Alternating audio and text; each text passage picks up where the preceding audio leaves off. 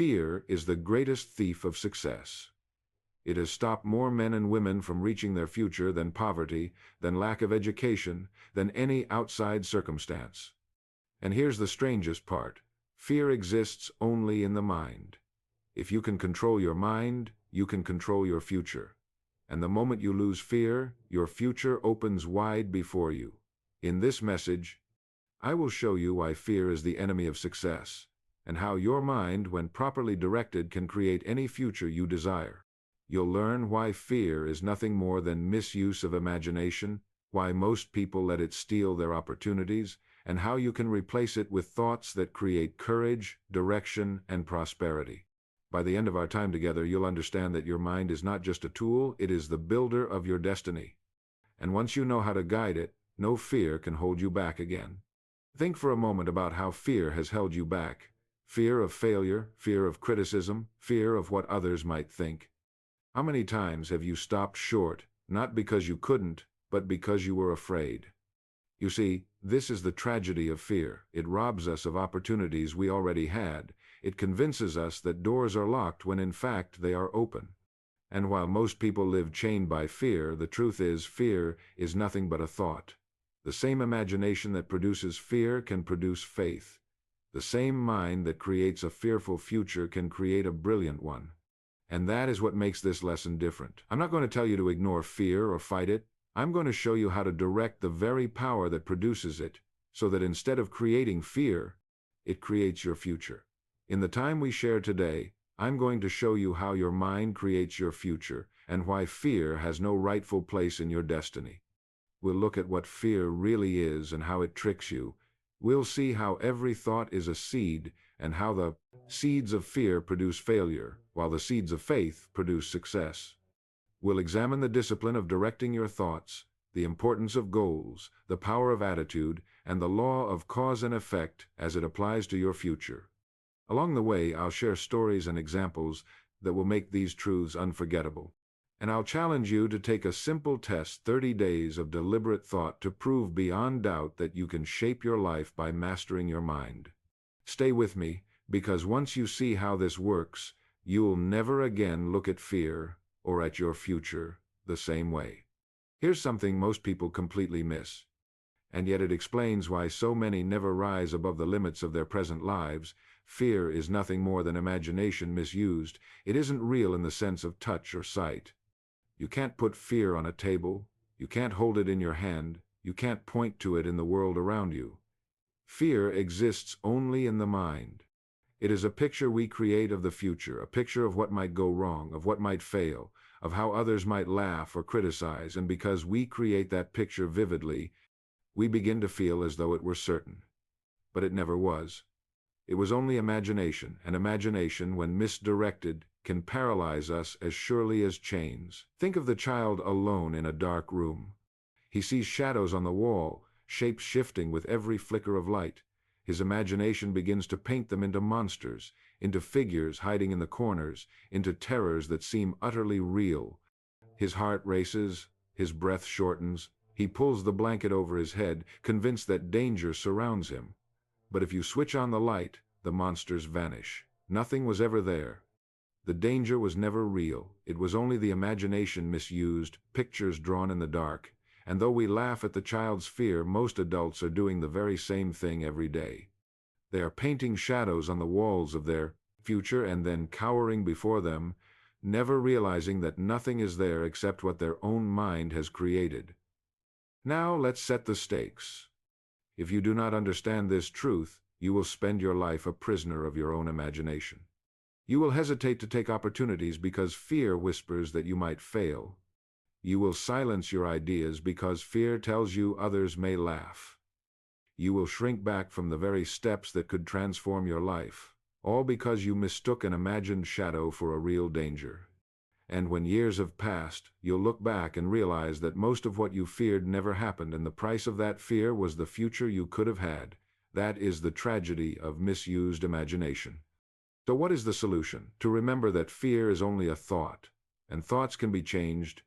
Just as the same imagination that painted monsters on the wall can, in the light, paint visions of beauty, so your imagination can be turned from fear to faith. The same power that builds pictures of failure can build pictures of success. The same mind that creates chains can create wings. The difference lies not in the power itself, but in how you direct it. Imagination is neutral. You can misuse it to create fear, or you can guide it to create vision. One shrinks your life, the other expands it. So let me ask you directly, what are you doing with your imagination today? Are you letting it run wild in the dark, creating monsters that paralyze you? Or are you using it deliberately to create pictures of the future you want, a life of confidence, of growth, of abundance? Because once you see fear for what it is, nothing more than imagination misused, it begins to lose its grip. You realize the monsters were never real, and you are free to paint something better. Now that we've seen fear for what it really is, nothing more than imagination misused, we must also look at what it does, because its effect on a person's life is en very goys devastating. Fear has stopped more men and women from reaching their potential than poverty, than lack of education, than any outside circumstance. Fear paralyzes progress. It is like sitting in a powerful automobile with the engine running, the tank full of fuel, the road stretching out wide before you, and yet the gear is stuck in neutral. The engine roars, the wheels spin, but the car goes nowhere. That is what fear does to human ability. It takes all the energy, all the talent, all the possibility in a person and locks it in place, keeping it from moving forward. Think of the capable man who spends years talking about what he could do, what he might attempt, the plans he has in mind, the opportunities within his reach, and yet he never takes the first step. On paper he has everything. He has intelligence, he has skill, he even has opportunity. But fear whispers to him, "What if you fail? What if you make a fool of yourself? What if you lose what little you have?" And so he never begins. He stays where he is, year after year, while others of less talent, less education, less ability pass him by simply because they had the courage to act. The difference is not in ability. The difference is that fear paralyzed one and left the other free. This is the cruel trick of fear. It convinces you that by standing still you are safe. It tells you that if you avoid risk, if you never step out, you will protect yourself from failure. But the truth is the opposite. By standing still, you guarantee failure. You may not fall in public, but you will wither in private. You may not be criticized, but you will never be fulfilled. The man who does nothing because of fear is like a farmer who keeps his seed in the barn, saying, "If I plant it, it might not grow. If I plant it, something could go wrong." And so he keeps it locked away, safe from harm and safe from harvest. At the end of the season, he has nothing, not because the seed was bad, but because fear kept it from ever being planted. So let's set the stakes clearly. If you allow fear to rule you, you will never progress. You will circle the same ground year after year, while your future waits untouched just beyond the barrier of your own thoughts. Fear is not protecting you, it is robbing you.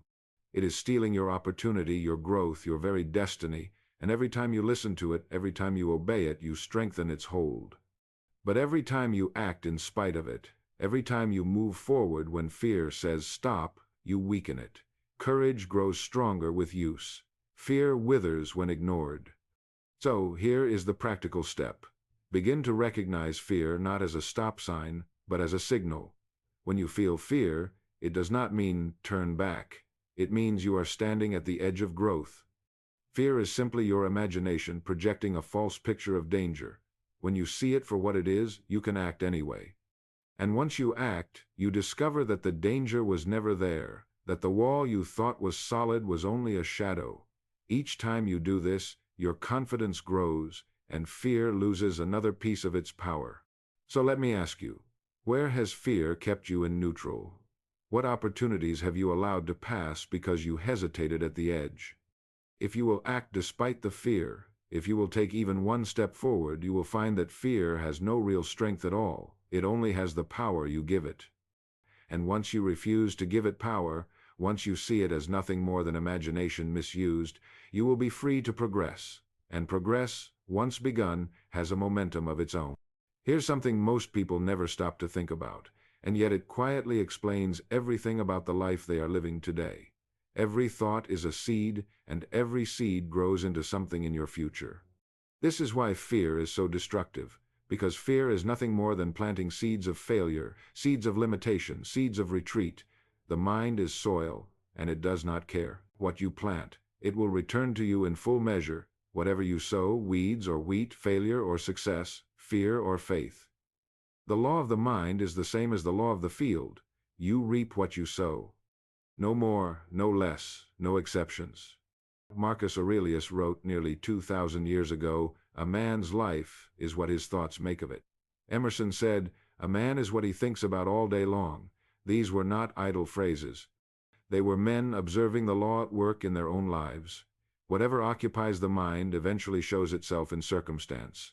Whatever you dwell on inwardly, you will experience outwardly. If your thoughts are fearful, your future will be small, timid, narrow. If your thoughts are bold, creative, disciplined, your future will grow to match them. Imagine for a moment a farmer standing before a field.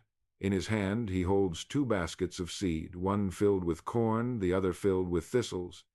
He looks at the soil, rich and ready, and he begins to scatter thistles, day after day, week after week. And when harvest comes, his field is covered in weeds. He curses the land, he shakes his fist at the sky, he calls himself unlucky, when the truth is simple, he reaped exactly what he sowed. Now here's the point. Most people are doing this with their minds every day.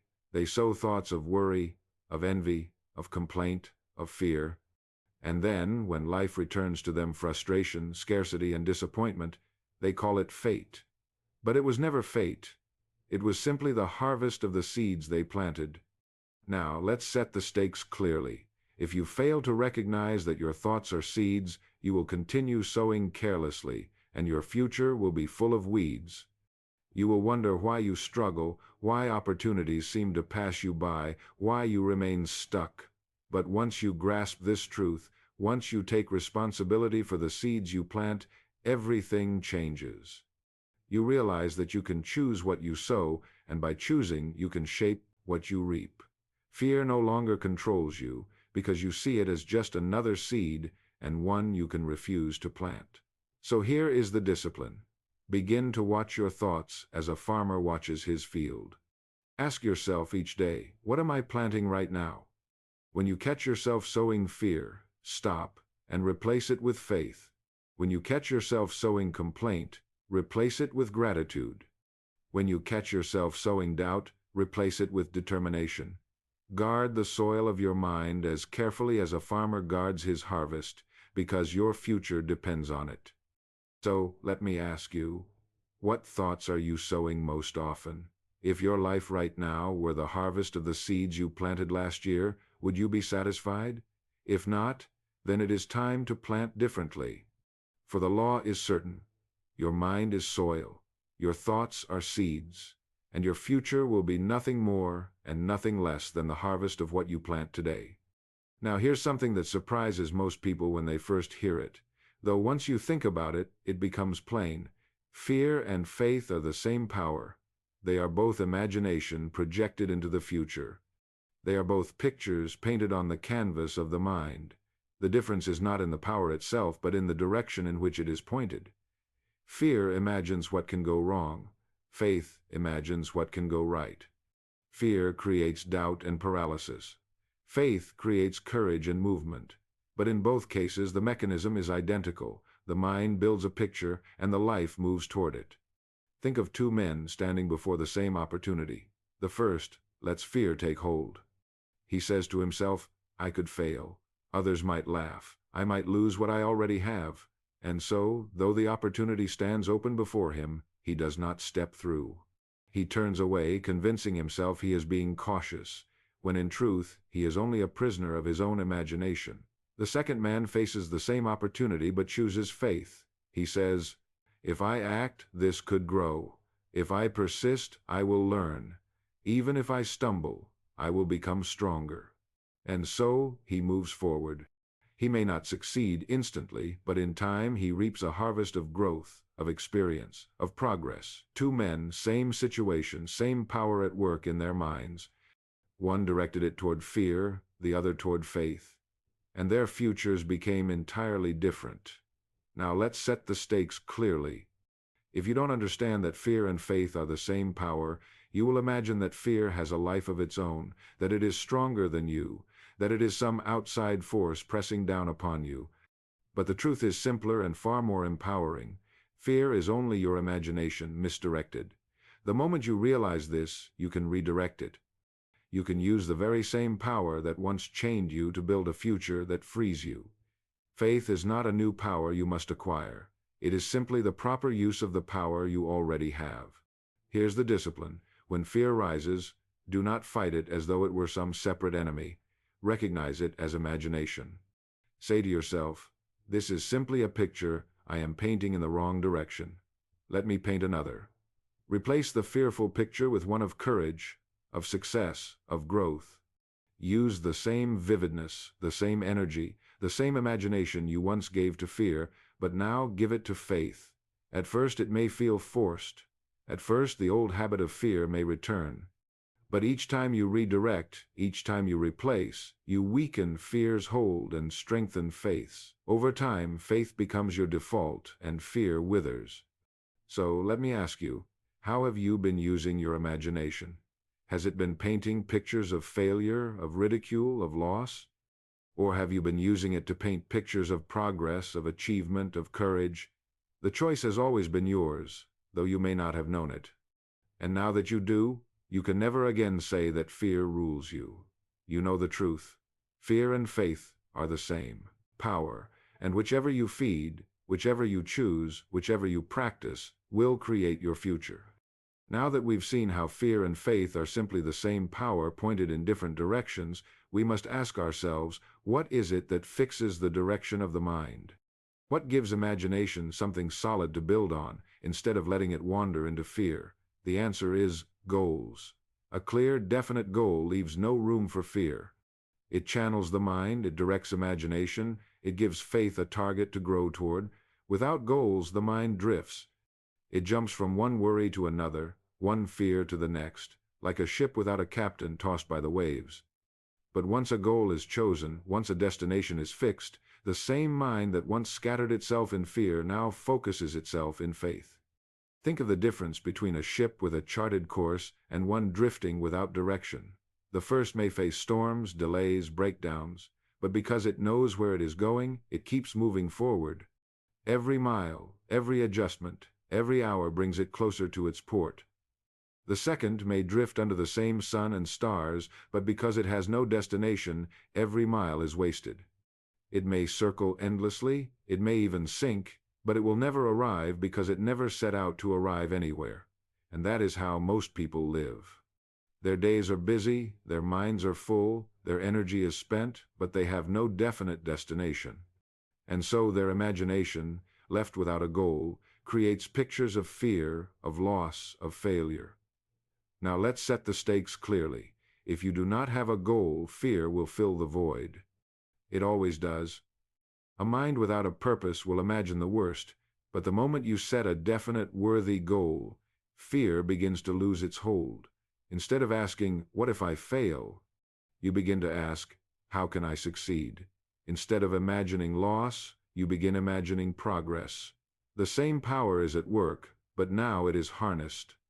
A goal acts like rails for a train. It keeps your energy moving in one direction, it prevents waste, it turns motion into progress. Here's the practical step. Write your goal in a single sentence. Make it clear, simple, definite. Carry it with you. Look at it often. Let it become the seed you plant daily in the soil of your mind. The act of writing and carrying your goal may seem small, but it has a profound effect. It reminds your imagination what picture to build. It tells your thoughts where to return when they begin to drift toward fear. It keeps your mind fixed on the future you want instead of the future you dread. So let me ask you, do you know your goal? Can you state it clearly in one sentence? Or are you drifting, hoping that life will deliver something worthwhile without your direction? If you cannot state your goal, then you are drifting, and fear will fill the space. But if you can, if you hold it in your mind daily, then you are already on the road to success. Because the forgotten truth is this: fear cannot rule a mind that is fixed on a definite goal. Now here is where we come to the real turning point. For once you have fixed a definite goal, your imagination has something noble to build upon. And this is perhaps the greatest shift a man or woman can make, to stop using imagination as a destroyer and start using it as a builder. You see, the mind that can paint vivid pictures of failure can just as easily paint vivid pictures of success. The same power that once frightened you can inspire you. The same canvas on which you sketch shadows of disaster can become the canvas on which you draw visions of growth, achievement, and abundance. The tool was never broken, it was only misused. And the moment you redirect it, you find that imagination was never your enemy at all. It was waiting to serve you. Think of the great inventors. They did not fear the problem, they imagined the solution. Edison saw in his mind's eye the light before he held it in his hand. The Wright brothers imagined flight long before they ever lifted from the ground. They pictured the possibility, they turned it over in their minds, they saw it so clearly that it pulled them forward day after day until it became reality. Now, ask yourself, what if they had let imagination turn against them? What if Edison had painted only pictures of endless failure, or the Wrights had seen only visions of broken wings? They would have stopped, paralyzed by fear, just like the countless others who tried and gave up. The difference was not in ability, but in the way imagination was directed. Now, let's set the stakes. If you allow your imagination to remain undisciplined, it will default to fear. It will show you pictures of embarrassment, of loss, of rejection, of disaster, and those pictures will paralyze you. But if you take hold of your imagination, if you deliberately replace the fearful images with ones of success, of progress, of achievement, then fear loses its grip. You begin to see the life you want so clearly that it calls you forward. Your imagination stops being a prison and becomes a workshop. It stops chaining you and starts building for you. Here's the practical step. Each time a fearful picture rises, don't fight it, replace it. If you see yourself failing, deliberately picture yourself succeeding. If you imagine people laughing at you, picture them applauding you. If you see loss, picture gain. Do this deliberately, repeatedly, until the habit of imagination shifts. It may take time, but the law is certain. The pictures you dwell upon will, in time, shape your actions, and your actions will shape your results. So let me ask you, what pictures are you building with your imagination right now? Are you sketching shadows that frighten you, or are you drafting blueprints that inspire you? The answer will decide your future, because your imagination is always at work. It is either building walls of fear or building bridges of faith, and the choice, every day, is yours. Now that we've seen how imagination can be a builder or a destroyer, we must look at the master key that determines how all of this plays out in daily life, and that is attitude. Attitude is the great filter. It is the lens through which you view the world, and the lens through which the world views you. You cannot escape it because it is always at work, silently shaping your environment, your opportunities, your relationships. And here is the remarkable thing. Two people can live in the same world, face the same circumstances, walk through the same conditions, and yet live completely different lives, all because of the attitude they carry with them. I remember telling the story of a couple who moved to Florida. They had come for the sunshine, the warm air, the beauty of the coastline, the slower pace of life. The husband loved it. He rose every morning grateful for the brightness of the day, cheerful in his dealings, eager to explore and enjoy. His wife, however, was miserable. She complained of the heat, she found fault with the people, she criticized the very things her husband enjoyed. To her, Florida was unbearable. To him, Florida was paradise. And yet both lived in the same house, under the same sky, surrounded by the same neighbors. What was the difference? Not Florida. It was attitude. And this is the truth most people overlook. Life doesn't give you what you want, it gives you what you bring. The outer world reflects the inner world. If you carry bitterness, the world seems bitter. If you carry gratitude, the world seems generous. If you carry doubt, every opportunity looks dangerous.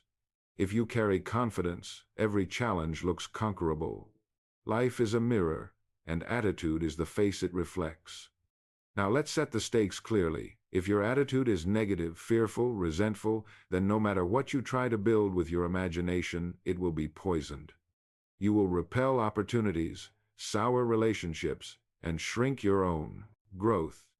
But if your attitude is positive, grateful, confident, then even when difficulties come, and they will, you will find ways to turn them into progress. Doors will open, people will respond warmly, life will rise to meet you, not because circumstances changed, but because your attitude did. So here is the discipline. Begin each day by setting your attitude deliberately. Don't wait for events to shape it. Choose it yourself. Say to yourself each morning, "Today I will meet life with gratitude. Today I will expect good. Today I will carry confidence." Hold that attitude as you move through the day, and notice how the world reflects it back to you. You'll see small changes. At first, a conversation goes better than expected, and a difficulty resolves more easily, a new possibility appears. Over time, those small reflections compound into a life transformed. So, let me ask you, what attitude have you been carrying? Has it been serving you or sabotaging you? Has it been opening doors or closing them? Once you see the power of attitude, you realize you are never powerless, because no matter what else happens, you can choose how you carry yourself. And that choice will shape not only how you experience the world, but what the world gives back to you. Now that we've seen how attitude colors the whole of life, we must look at one of its most powerful expressions, and that is expectancy. Expectancy is the magnet of the mind. It is the quiet conviction that something is coming, and because you believe it, because you expect it, you unconsciously shape your actions, your words, and your entire bearing toward bringing it about. Expectancy is not a weak hope. It is not wishing for something and then waiting passively to see if it happens. Expectancy is an attitude of certainty. It is the inner assurance that the seeds you have planted will grow, that the work you are doing will bear fruit, that the law of cause and effect will not fail you. And once you live with expectancy, you begin to see opportunities where others see obstacles, and results where others see only risk. Think of two men facing the same day. The first rises, expecting trouble. He believes the world is against him, he is convinced that things never go right for him, and so he meets each moment with suspicion, with gloom, with a chip on his shoulder. And what happens? The very things he expected appear. People respond coldly to him, difficulties seem to pile up, opportunities pass him by. The second man rises, expecting success. He believes this day will bring growth, he expects to see progress, he trusts that life is on his side. And what happens? People respond warmly to him, difficulties turn into challenges he can solve, opportunities seem to appear out of nowhere. Same world, same conditions, two different results because each man drew to himself what he expected. William James, the great psychologist, once said that the greatest discovery of his generation was that a man can alter his life by altering his attitudes. Expectancy is that principle in action. Alter your expectancy, and you alter your experience. Expect success, and you will act in ways that bring success. Expect failure, and you will unconsciously act in ways that ensure failure. Life is impartial. It gives back to you what you insist upon inwardly. Now let's set the stakes clearly. If you expect little, you will get little. If you expect difficulty, you will find it everywhere. If you expect to remain as you are, you will.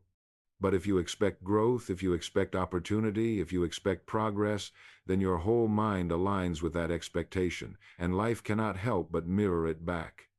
Expectancy is the law of attraction written in practical terms, not mysticism, not magic, but the simple truth that belief directs action, action creates cause, and cause produces effect. So here is the discipline. For the next 30 days, deliberately choose to expect the best. Begin each morning by saying to yourself, "Today I expect to see progress. Today I expect to find opportunity. Today I expect to move closer to my goal." Carry that spirit into your work, into your conversations, into your decisions. Watch carefully, because you will notice changes. Small at first, perhaps a conversation goes better than you anticipated, a task you dreaded turns out easier, a new chance appears. But over time, those small confirmations build into unshakable faith. And then you will know for yourself that expectancy truly is a magnet, drawing to you the life you have chosen to expect. So let me ask you, what are you expecting right now? Are you expecting fear or faith, decline or growth, scarcity or abundance? Whatever your answer, that is the future you are preparing. Because expectancy is not idle, it is creative, it is law. And once you choose it wisely, it will draw to you a life greater than you ever imagined. Now that we've seen how expectancy acts as a magnet, drawing to us the very results we carry within, we must also face another truth that most people resist, though it explains why so many abandon their dreams before they are realized. The law of success always requires patience. Just as the farmer who plants his seed must wait for the season of harvest, so too must you wait for the fruits of the causes you set in motion. And here is where most fail.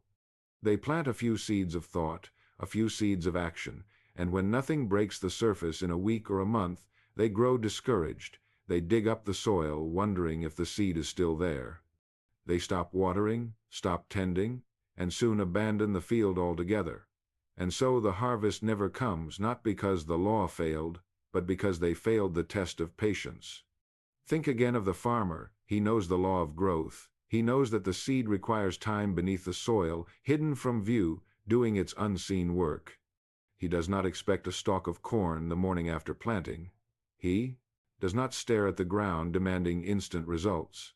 He tends his field faithfully, trusting the process. He weeds, he waters, he waits. And when the time is right, the harvest appears. Not overnight, not suddenly, but in due season. That is patience. And it is the same with every worthy pursuit in life. Now let's set the stakes clearly. If you cannot be patient, you will forfeit success. You will plant causes but never see their effects. You will start projects but never finish them. You will begin disciplines but abandon them before they bear fruit. You will live in a constant cycle of beginnings without endings, and your life will be full of frustration, not because the law has betrayed you, but because you have betrayed the law. The soil cannot produce faster than its season, and neither can your life. Here's the discipline. Once you have planted a seed, whether it is a goal, a habit, a discipline, or a thought, let it grow. Keep tending it, keep watering it, keep weeding the field, but do not demand instant harvest. Trust the law of time. The waiting is not wasted. During that waiting, roots are forming, strength is building, the unseen work is being done that will make the harvest possible. Impatience kills more dreams than failure ever could, because impatience digs up the seed before it has a chance to grow.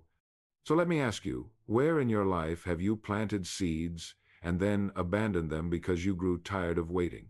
What goals have you given up on because they didn't sprout overnight? If you will remember this truth that patience is not weakness but strength, not passivity but faith, then you will hold steady when others quit.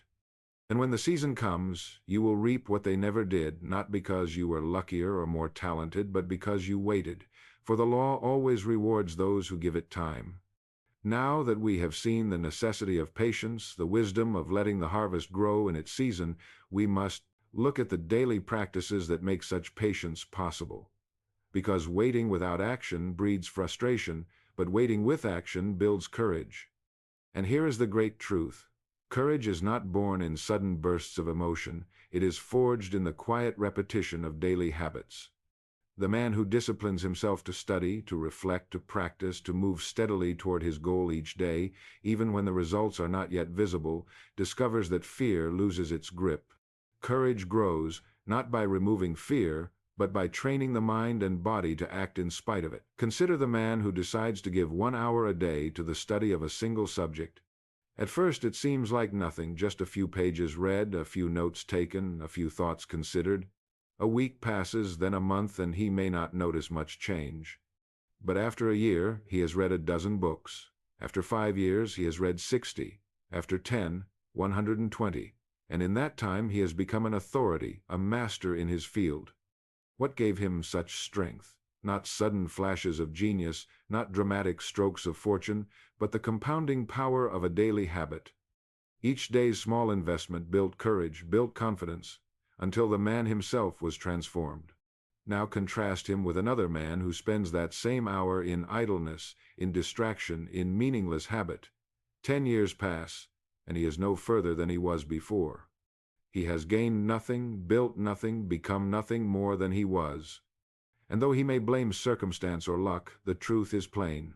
One man sowed seeds daily and reaped a harvest of courage and strength. The other sowed nothing and reaped nothing.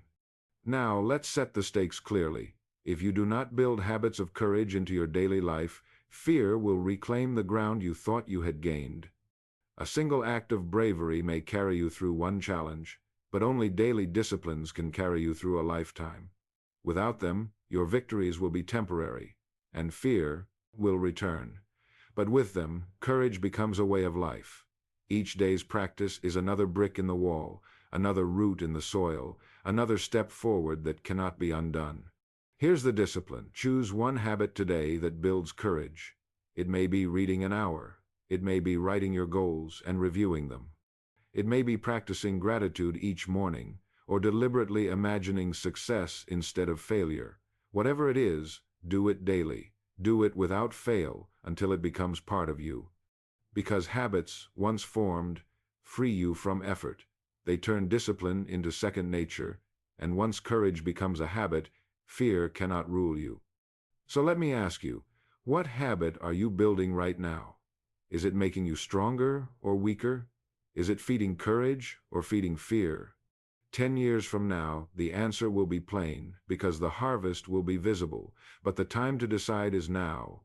For courage is not a gift from the outside, it is built from the inside, one day, one habit at a time. Here is something that explains more about success and failure than almost anything else. The law of success rewards endurance. It always has, and it always will. Many men start strong, filled with enthusiasm and excitement at the beginning of an endeavor. They plant their seeds, they prepare their fields, they work diligently for a time. But when the results do not appear quickly enough, when obstacles rise, when setbacks discourage them, they lose heart, they stop, they quit, and by quitting they lose everything. Yet those who endure, those who remain steady through the dry season, who continue to plant, to water, to wait, they always reap the harvest, not sometimes, always, for the law cannot fail. It is the person who fails the law by giving up before the season of reaping arrives. Think of Edison, laboring through thousands of experiments in his search for the right filament for the electric light. Thousands of failures, thousands of nights that ended in disappointment. Any ordinary man would have stopped after the first 100 attempts, or the first 1,000, convinced that the idea was impossible. But Edison endured.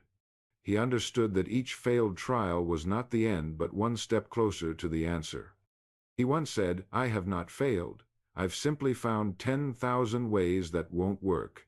And because he endured, the world received light, and Edison received his reward. Contrast him with the miner who stopped digging 3 feet from gold. He worked, he sweated, he struggled, but when the vein did not appear as quickly as he hoped, he quit. He sold his claim to another, who dug just a little deeper and struck the very fortune the first man had abandoned. The difference was not in the gold, it was not in the tools. It was in endurance. One man gave up, the other pressed on, and so one left with nothing while the other gained a fortune. Now let's set the stakes. If you give up too soon, you guarantee failure. That is certain. The harvest may already be growing unseen beneath the soil, but if you stop tending the field, it will never reach you. But if you endure, if you hold steady through discouragement, through difficulty, through delay, then success becomes inevitable. The law of cause and effect does not fail. It may take longer than you thought, it may test your patience, it may stretch your courage, but if the seed was sound and the soil was good, the harvest must come. So here is the discipline. Decide in advance that you will not quit. Make persistence a habit as natural as breathing. When fear whispers that you are wasting your time, remember that it is only your imagination misused. When doubt tells you that results will never come, remind yourself that the law is at work in the unseen. And when discouragement presses hard, tell yourself simply, "I will endure." Because endurance is not only the bridge between sowing and reaping, it is the proof of faith, and faith, held long enough, always brings its reward. So let me ask you, Where have you been tempted to give up? Where have you planted good seed but grown impatient for the harvest? Will you abandon the field and walk away, or will you endure until the season comes? The answer will decide whether you taste success or swallow regret. For success belongs not to the talented, not to the lucky, but to the enduring. Now here is something that most men never realize, and because of it they miss one of life's greatest gifts. Every setback, every difficulty, every failure you endure can either weaken you or strengthen you, and the choice is yours. The storms of life are inevitable. No one escapes them. But storms are not sent to destroy you, they are sent to deepen your roots. They are the proving ground where character is tested, where courage is refined, where endurance is forged into strength. And if you will endure through the storm, you will come out the other side stronger, more confident, more capable than before. Setbacks are not the denial of success, they are the preparation for it.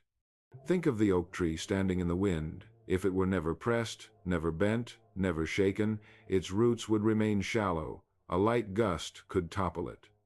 But because the storms come year after year, the roots dig deep, the trunk hardens, the branches grow strong. It is the resistance that makes the oak mighty, and so it is with you and me. If life were easy, if success came without struggle, we would remain fragile, shallow, unprepared. But because difficulties come, because setbacks test us, we grow. And what once would have broken us becomes fuel for our strength. I have known men who lost everything in business, their money, their homes, even their reputations. At first, they thought it was the end. But instead of surrendering, they began again. And because they had endured loss once, they knew how to avoid it the second time. They rebuilt with wisdom, with caution, with strength. And what they built the second time was greater, more secure, more lasting than what they lost. Their setback became their foundation. Their failure became their teacher. And their new success stood on ground that could never have been reached without the storm. Now let's set the stakes. If you see setbacks as defeat, then they will defeat you. If you treat failure as final, it will be final. But if you see every difficulty as part of the law, if you remember that resistance is the price of growth, then setbacks become stepping stones. Every challenge you face becomes an opportunity to strengthen your faith, to deepen your courage, to increase your endurance. Confidence is not born of easy victories. It is born of battles fought, storms endured, losses survived. So here is the discipline. The next time you stumble, the next time life knocks you down, refuse to see it as the end. Instead, ask yourself, what lesson is hidden here? What strength can I take from this? How will this setback make me stronger tomorrow? Then take that lesson, hold it, and rise again. Each time you do, your confidence grows. Each time you do, fear shrinks. And in time, you will come to see that setbacks were never your enemy at all. They were your teachers. They were the weight that made your muscles grow.